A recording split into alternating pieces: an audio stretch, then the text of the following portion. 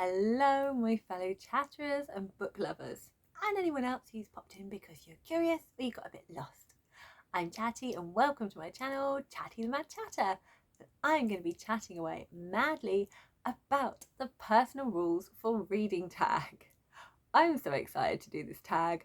I've been trying to do this video for a really long time, and I just found that the recipe is kind of coming up, at the end of the month. I need to do my TBR, I need to do my wrap up, things like that. But I'm here, I'm finally doing this. I've been wanting to do this since I saw MJ create this original tag. So yes, this has been created by MJ. She was inspired by Michael K. Vaughn's The Rules for Reading. And then she turned it into a tag. And what is so exciting about this tag is it is a collaboration tag. So each person who does it gets to add their own question on the end, and then it grows. So there are different variations of this tag. It's taking a life of its own. So I plan to do this one, and then further down the line, I'm going to find a completely different one and do that one because it's fun. So I have been so kindly tagged by Courtney, the wonderful Courtney from Tangible Reads. Thank you so much, Courtney, for tagging me in this. I was just going to do it anyway because I was so excited when I saw MJ's video, but thank you so much for tagging me and pulling me in. So I'm thrilled to do this, and I get to answer Courtney's question as well. So MJ made 4 questions, and then the person afterwards creates their own question, and then the person after that adds another question. MJ suggested you kind of have it to 10 questions, and then you start calling it Personal Rules for Reading Tag Part 2. And then you could maybe take one of those questions out and then have your one on the end, so it's not getting too long, I think is the idea. And also making sure that you give credit to all those people who made the questions as part of your tag. So as far as this chain goes, I have the 4 questions from MJ and then 1 question from Courtney, and then I'm adding my own question in. Now, as you know, I love to do my random tags and just pull them out and see which one happens. But because this tag is so unique, I'm just going to do it in the order, but I'm going to keep the gimmick and keep pulling out my tags of tea from the big massive cup, which is not full of cake, it's full of tags. But before we go into that, I need to do my other little gimmick. It's all about the teacups here. I now have a tiny one. Should we compare sizes? Look, massive cup, tiny cup, massive cup, tiny cup. Okay, so the tiny cup is because it's like a little shot of tea, and because I only do 1 shot, I don't do any editing on this channel. I edit shorts because I can do them on my phone, but I don't edit larger ones because my laptop is very ancient and decrepit, and I've actually found that I kind of prefer to just keep rolling and then just do the video, and then I don't have to edit. It's quite refreshing, so I can do more videos that way. So it's 1 shot and there is no editing. Embrace the chaos, everyone. It's going to be wonderful. Cheers. So let's crack on. Let's pull out the first tag from this tea. And I know what it is, but just bear with me. Okay, so the first tag is question 1. So I'll hold it so you can sort of see it there. There we go. So the first question is, do you strive to read every day? If yes, do you do anything different or special to make time within your day? And if no, why not? So yes, I do strive to read every day because it gives me joy. I love it. I love reading. There are days sometimes when I don't get much reading in. I might have just read a couple of pages, and it makes me feel really sad. I feel bereft of my reading time. I have 2 children, smallish, on the smallish side, not massively small anymore. They're 7 and 5, and so my day is quite full of them. They're very lively. So they are the priority. I sometimes try and make reading the priority, but no, they are the priority. I also work part-time. There's also life things that happen that I need to deal with, so I don't always get to read. So I do have to make time, otherwise it just doesn't happen. And I have discovered that actually I function better if I wake up before anyone else in the family. So I try and judge when I think my children are going to wake, and then I try and wake up at least half an hour, if not an hour, before they do. And then I can have a nice hot cup of tea and read my book. And then when they wake up, I'm in a really lovely mood and can engage with them. Whereas if, I get pulled out of bed by them, I'm then a bit grumpy. So if I get my reading in first, then that's nice because I've started the day. I will also then, sometimes I will have a book for when I'm eating my lunch by myself, which is nice if it's a working day or something like that. I will try and read in the evenings if I can. Just before bed is really nice. Sadly, I unfortunately am at the point now where sometimes I'm so tired I will fall asleep and knock myself out with the book. Whereas I didn't used to. I could just keep reading and reading and reading, and then I would decide to put the book down and then go to sleep. Whereas now my brain goes, nope, you're done. So I do try and read every day. It makes me happy. Tag 2 from the tea is, hoping it's tag 2. I did put them in order. Yes, it is. There we go. I don't know if it's focusing on that or not, but there we go. So tag number 2 is, do you always stay within your favourite genre, or do you experiment with reading different genres and subgenres? So I got into BookTube in 2020 during the lockdown, and then kind of at the end of 2020 I started to kind of act like a booktuber. I was fully submerged in the BookTube culture. I started having monthly plans and reading lists, and I started to do this thing where I was going to try and read from a different genre each month, or at least one book was going to be from a different genre to make sure I read through them all. From doing all that, I knew I enjoyed fantasy, but from doing that it was very clear the books I was craving and the books I really wanted to read were fantasy books. And I found, because I was trying to push myself to do different things, I wasn't reading as much fantasy as I wanted to. And then the following year, when I'd finished all those different goals I'd kind of set for myself that year, I was then I'm just not going to worry about the different genres. I'm just going to really read what I feel like reading and embracing my big love of fantasy. So quite a lot of what I read is fantasy heavy because I love it and it's my favourite. But I do enjoy other genres as well. And sometimes I'm so full of fantasy, I just know I need something else to kind of break it all up. So I'm I really feel like reading a thriller or a mystery, or there's some contemporary books that are making me excited, or I feel like actually I haven't read this book in a long time, I'd like to read that one. So I know what I enjoy the most, and I think it's great to read what you enjoy the most because you enjoy it. So I do that, but I also like to dip in and out and read different things as well. So I go with what I feel like reading. There are moments when I push myself, so I do certain things, I call them punishments, but I enjoy that. So there's moments when I like to read something that's different for me, or I try and read a book that someone else has suggested, or there's lots of things I kind of do within my reading to kind of expand what I read. And that all works for me, but it is predominantly fantasy that I read. And also from reading so much, I have realised that what my real 3 niche preferences are. So my favourite genres are epic fantasy. So that's your massive, thick books. It's usually a trilogy or a series where there's this big overarching plot and everything's all interwoven and there's so many little Easter eggs to pull out and find, and you go really in depth with characters and there's so much layers to this world and history and lore. I love it. I love all of that stuff. So yes, high epic fantasy is one of my favourites. I also discovered that I really love YA contemporary focusing on social issues. So I love reading YA books that are about identity, or mental health, or books focusing on racism or homophobia or transphobia, or things where people really explore an issue and kind of pull it apart and just kind of share their stories.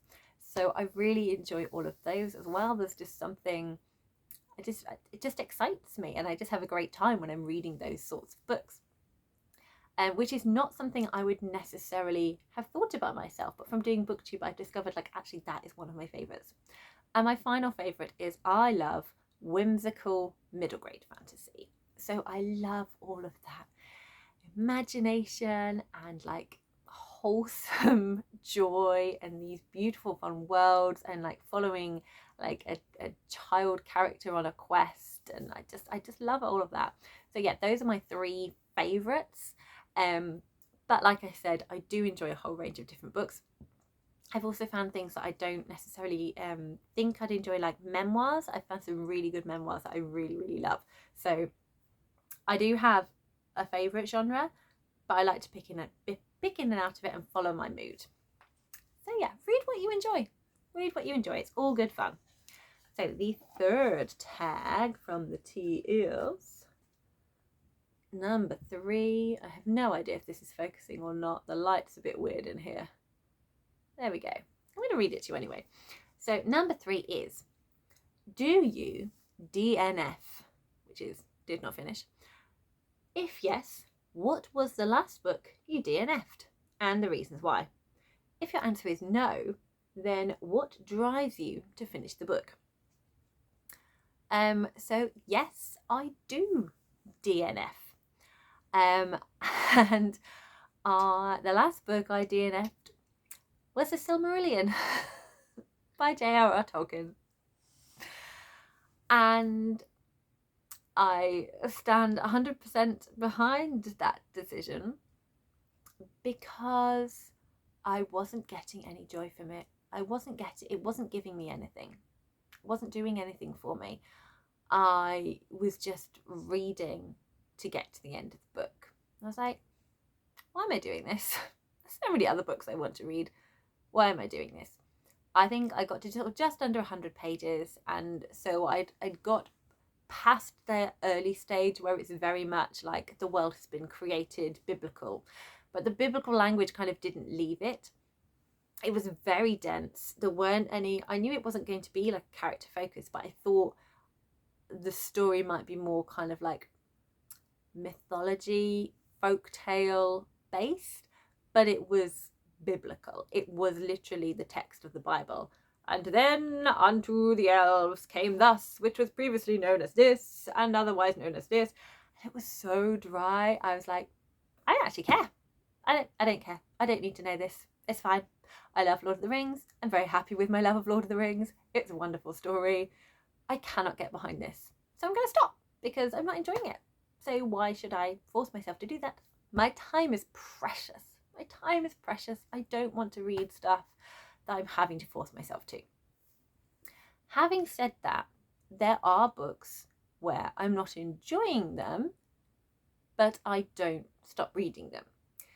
So these are books where it's kind of, I've deliberately challenged myself. Like I have sat down and gone, this is a challenge. I have said I'm going to read this book and I will complete it to succeed in this challenge. And there were some books where I carried on reading because I had a different opinion to the general majority and I wanted to give you all the receipts. So I wanted to say, this is my reasons for not liking this book. And here is why, and I have the evidence to back this up because I read the whole thing. So those are my reasons for doing both. One of those books I continued reading was Gone Girl, because so many people have told me that they loved the book, that the book was amazing, that they adored it so much. And I just did not enjoy it at all. There was so many things I found problematic in it and unenjoyable, and I just couldn't get behind it at all. Like I went in knowing the characters were unlikable, like I was prepared, but people were raving about this like it was the best thing ever, and I was like, I don't get what all the fuss is about. It has not hit me yet. So I got to a certain point and I paused it for a bit, and then I skim read it. I was like, I think I've clocked what the thing is in this book, and I skim read. I was correct. And I skim read to see, is there anything I'm missing out on? It turned out there wasn't. Then I had a break from it, I read a few other books, and then I went back and then I carried on reading so that I could continue to tell people why I did not like the book. So that was back when I was doing my pretend year of being a YouTuber, where I filmed videos but just shared a few with a few friends on Facebook. And that was it. That was one of them because so many people loved it. So yeah, my reasons for DNFing and my reasons for not DNFing, even if I'm not enjoying it. So I do both. But yeah, I do DNF. Okay, question 4. So this is the final one of MJ's. Da da da da. And question 4 is, do you like to read challenging books? If yes, what draws you to them? If not, why do you avoid them? And my big pile of challenging books is over there, so I'm going to go and get it. So this kind of ties in quite nicely with the other question. So, do I like to read challenging books? Sometimes, I think, is the best way of answering that one. I'm not going out of my way to read challenging books because I read for pleasure. I read for entertainment and joy, and it's my downtime. I call it my sanity. I read to stay sane. It's something that is completely for me. Just like this booktube channel, and reading is me. It's my thing. It's my moment to just allow myself to be kind to me and have a wonderful time.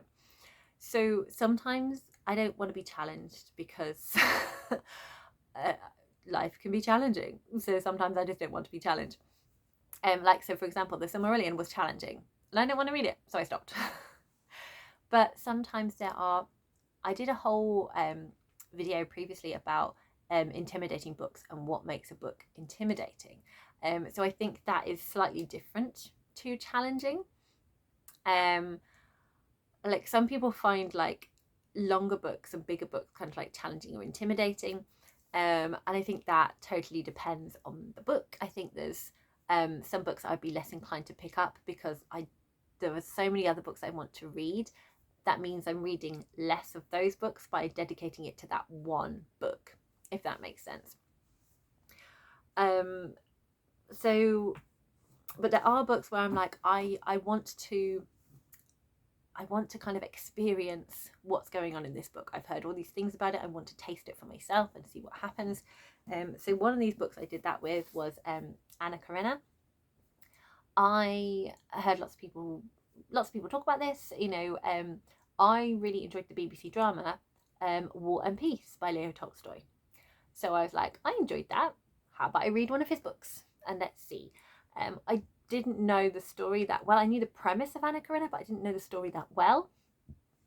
I also knew it had lots of like ballroom scenes and kind of is around like the time period, like the Regency time period that I enjoy. I was keen to see what the messages were in it, so I wanted to read it. I found this hard, not because of the writing. I actually found that a lot more accessible than I was expecting to. But I did have, because they've all got like about 5 different names in here. So look, here we go. Look, here's the characters page. Look, this is all of his titles, like all of those. So I had a little bookmark like pegged on the character list, so I could keep flipping back and like clocking who was who and who everyone was, because that helped. But I couldn't get behind some of the characters. I found it hard to like connect with them. I didn't agree with some of their decisions, and I also felt infuriated about how women were treated. So there was a lot going on in here. But I did want to get to the end. I did want to finish it and experience it all and then be able to talk about it with people. So it was challenging, and I feel a great sense of achievement for reading this. But when I was reading it at that moment, I did want to be challenged. But at the same time, it took me about 6 months to read. I think I read like a third and then paused it, and then read another third and paused it, and then read the final third. And at the end of it, I was like, I just need to get this finished. This needs to be done now. So it was challenging, and I did enjoy that challenge. But then I didn't challenge myself for a long time after that. So like small challenges. Saying that, another Russian classic I do want to read is Crime and Punishment. Purely because I have heard lots of people saying that this book was fantastic. Like people who could kind of like give or take Anna Karenina, but really liked Crime and Punishment. So, and they speak about like the subject matter within this. Like, I do not know, I know nothing about what this book is about. But I hear so many people saying so many good things. So at some point, I do want to read this, and I feel it will be a challenge, but I want to read it. So that is drawing me to that. So kind of those heavy classics are challenging, but I also feel like there are some modern classics and just some contemporary, like recent books that are challenging for different things, and I feel that they're challenging emotionally. One of those books I feel is really emotionally challenging is Beloved by Toni Morrison. This is the only Toni Morrison I have read, but I do absolutely want to read. I want to read all of her work. I want to read all of Toni Morrison's work, but it will be challenging because I know I'm going to find it emotionally hard to read. Like, she tackles really difficult subjects and like will put you through the ringer and make you look at these really difficult things about our world. And I want that. I think that's a really good challenge. But I also, with self-preservation, know I need to be in the right place for that. So yes, I want to be challenged, but I also need to know that I need to be mentally prepared and ready to accept that challenge. So that is that one. On kind of like a more modern version, like I feel similarly, I feel The Mountains Sing is also going to be a really challenging read in terms of those like emotions and looking at other people's way of life and different things that they struggle with. And although yes, this is fiction, I think that quite a lot of these things that happen could happen to so many people around the world. So I like reading books like this because it expands my understanding of other people's stories. It helps me feel more empathetic. It helps me realize what other people go through. Like, I have a very narrow snapshot of the world. I'm very much aware I'm very privileged, so I think it's important that I understand where other people come from and the difficulties that they might face, to help me understand kind of how other people feel and how I can try with my knowledge and how do you put I don't know how to put it in words. It doesn't sound so ridiculously pretentious, but understanding what other people go through and how you respond to that. I can't put it into words. It's quite late at night. My brain is not functioning. But it's more than empathy. It's more like, I think a better example is I'm not an expert on what it is like to be trans by any means, but it is something that I have wanted to educate myself about. So I followed a lot of YouTubers to hear their stories. I've read books to kind of have a greater understanding about gender and what that means to different people. I have followed certain difficult topics where there have been a lot of problematic things. There's a lot of laws at the moment being, I'm going to put this down because it's not quite relevant to this. There's a lot of laws kind of being explored at the moment in terms of making processes easier for trans people that are being held back by people who are concerned about what it might mean for the rest of us. And they are causing problems because of, and some people who take on to that, it's because they do not know the full story about everything. So I wanted to have a better understanding of that. So I have been looking at trans support groups and listening to people who have a better knowledge than me break it down and explain it, so I have a deeper understanding. So when I read fiction that involves a trans character, because everyone's journey will be completely different, it just gives me a bit more of an understanding about what they might be going through. So when I do hear people talking about these issues, I can suggest, have you considered this? Why do you feel like that? This person explains it really well. Go and look at them. So it kind of helps other people understand more about the truth of what it means, for want of a better word. I feel like I've not explained that very well at all, but like, that's why I read challenging books. on certain things. Okay, I think I've tried to explain that as much as possible, and we've run out of words. There we go. That's why I read challenging books in all its different meanings. Right, next tag. So tag number 5 is Courtney's tag. So the question that Courtney put in is, if there is a book you are interested in reading and it has some really bad trash reviews, would you still read it? And again, I'm not going to fully commit to one answer. Generally, I would say yes, I would. Depending how much my excitement and interest in the book is. For example, I know that the Skyward series by Brandon Sanderson, Skyward is beloved by many, many people. Starsight is like meh, and Cytonic is really not loved, and like to the point that so many people were really disappointed with it. I'm still going to read it. I'm still going to read it because I want to read that series. I want to make my own opinion on it. I want to know what that series is about. I want to keep reading with that series because I really enjoy Brandon Sanderson's stuff. So I still want to read it.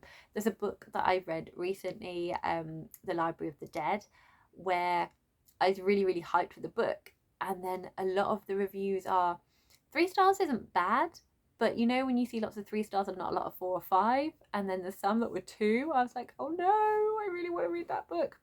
And I really enjoyed the book. Like for me, I don't tend to star books because, like I said, like 3 stars not really that bad. It's, you know, it's middle of the road. But most people are like, yeah, but it's not amazing and I only want to read amazing books. So I find it like difficult. But I like, there's books that I will enjoy more than others, and like my level of enjoyment is different. So I find starring things hard. Like when I'm doing my wrap-ups, I don't say, and I gave this many stars or this many stars, because I don't want to put people off reading something because they're seen as 3 stars. Like I still think like you can enjoy it. So I try and give this is what I got from it. This is the general themes it looked at. If that sounds interesting for you, you should read it kind of vibe. But if we want to put a number on it, then I would 4-star The Library of the Dead. I had a great time with it. But those are books that I'm really keen on reading. Whereas I suppose it kind of cements, if there's a book I'm on the fence for and I hear bad reviews, and I'll be like, well, I'm going to look at other things. And I'd say definitely in terms of like if something people will point out that it has like problematic stuff in it, where that might annoy me or bother me, or I might not enjoy that reading experience, or it might be something that I want to steer clear of, then I probably would listen to those reviews. But again, it depends on my interest and enjoyment of it. So I'm not sure. It depends on the book in question. But generally, yes, I would still read it, I think is my answer to that. Okay, final tag is that upside down? No, it's not. My prompt. Tag number 6 is my prompt. And my prompt is, do you set yourself reading goals? If yes, what are they? And why do you set them? If no, why not? And have you thought about it? So I'm going to give you a few examples of reading goals because I think there are so many different ones. So a few examples I have are, how many books do you plan to read in this year? So setting yourself a target of books, that's quite a popular one that a lot of people do. Or one reading goal could be that you want to read more indie or self-published books because you want to give more chance to those authors, or read things that not many people would be reading, and like promote them and find some like extra good voices that aren't necessarily heard. Maybe you want to read more diversely. That's a goal I think quite a few people are doing. It's definitely one that I'm being reflective on. I'm not setting myself like a number. I'm just really checking myself to kind of see how diversely I am reading, to work out, am I reading this because I'm not hearing about lots of different books and I'm just being fed the same ones by the same popular authors. So it's like kind of exploring that side of things. Some people will set like a really kind of specific goal, like they want to read like one particular genre of a book a year. Like maybe it's a genre they don't read much of, like non-fiction or classics, and they're like, I want to read at least one from that genre this year. For some people it might be, I want to complete these 5 series this year, or I want to complete I want 50% of what I read to be books that I own, like books that I've hauled. So like those types of things all be reading goals. So yes, I do set myself reading goals.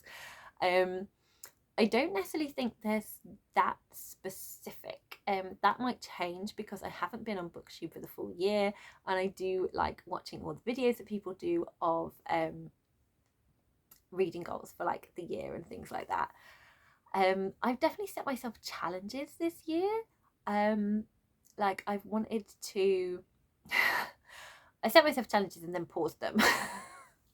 So one challenge I set myself was I wanted to kind of read the last 7 years of popular fantasy. Like there's a lot of fantasy books that I haven't read, and I wanted to do this kind of project where I read them according to Goodreads and then decided whether or not I agreed with them. But I was getting so like downhearted. Like there were a few books I thought, you know, it would be a fun time even if I didn't absolutely love it, or I thought I'd really love it, and I just didn't. So I'm being disappointed by these popular books, and it felt a bit depressing. And I'd given myself like I was going to do this in a year, and I was like, I don't want to force myself to be reading these books anymore. I'm just feeling like a little bit done with it all. Like I want to read stuff that's not being labeled as popular, because I'm just feeling a little bit discouraged, disenchanted with this project. So I basically kind of paused it around September. I'm going to pick it up again next year, but I just think I needed a break from it. So yes, I set myself a reading goal, but I don't want to force myself to do it just because I said I would. So I'm very much being kind to myself. Like I'm not gonna let myself get stressed out by goals, but it's just like nice to have things to aim for. But I'm in control of what I do, and I can be totally flexible. I also wanted to read, most of this is kind of like YouTube content based. I said 15 books that I thought were going to be 5 stars for me, and I wanted to read them so I could then reflect. And again, I thought, oh, I'll do that within a year.